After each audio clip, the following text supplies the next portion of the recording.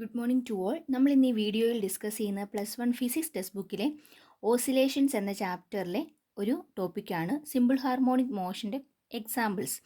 ഇതിന് മുന്നിലുള്ള വീഡിയോയിൽ നമ്മളൊരു എക്സാമ്പിൾ ഡിസ്കസ് ചെയ്തിരുന്നു, സിമ്പിൾ പെൻഡുലം. ഇനി നമ്മൾ അടുത്തായിട്ട് നോക്കുന്ന ഒരു സ്പ്രിങ്ങിൻ്റെ ഓസിലേഷനാണ്. അതായത് നമ്മളിവിടെ ഒരു റിജിഡ് സപ്പോർട്ടിൽ ഒരു സ്പ്രിങ് തൂക്കിയിട്ടിരിക്കുവാണെന്ന് കരുതുക. അപ്പോൾ നിലവിലുള്ള അതിൻ്റെ നീളം ഇവിടം വരെയാണെന്ന് കരുതുക. ഇനി നമ്മൾ താഴേക്ക് ഒരു ഫോഴ്സ് കൊടുത്തു കഴിയുമ്പോൾ എന്ത് പറ്റും?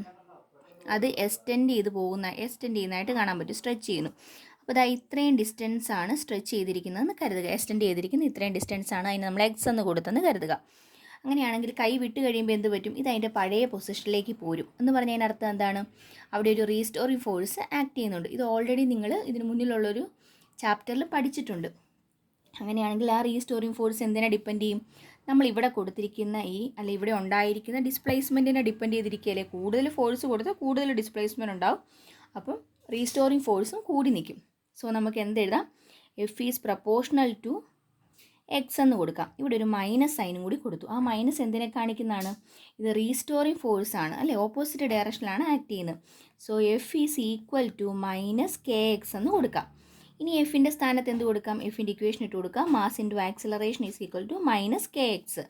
അതിൽ നിന്നും എ ഈസ് ഈക്വൽ ടു എന്ത് വരും? -k/m ഇൻറ്റു എക്സ് എന്ന് കിട്ടി.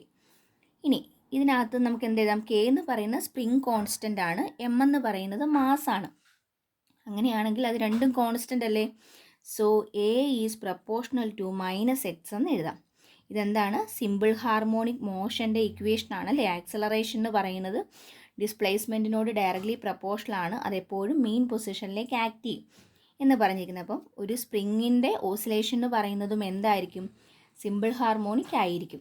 ഇനി നമുക്കിതിനെ നമ്മുടെ ജനറൽ ഫോമുമായിട്ടൊന്ന് കമ്പയർ ചെയ്ത് നോക്കാം. A is equal to ω²x -ω²x. അങ്ങനെയാണെങ്കിൽ ഇതും തമ്മിൽ കമ്പയർ ചെയ്യുമ്പോൾ എന്ത് കിട്ടും?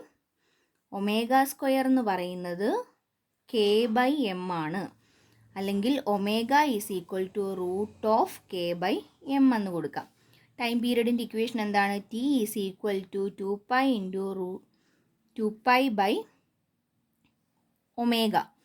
അപ്പോൾ എന്ത് വരും? 2π ഡിവൈഡഡ് ബൈ √k/m എന്ന് കിട്ടി. Is equal to 2π into √m/k എന്ന് കിട്ടി. അതായത് ഒരു സ്പ്രിങ് ഓസിലേറ്റ് ചെയ്യുമ്പോൾ അതിൻ്റെ ടൈം പീരീഡിൻ്റെ ഇക്വേഷനാണ് T is equal to 2π into √m/k.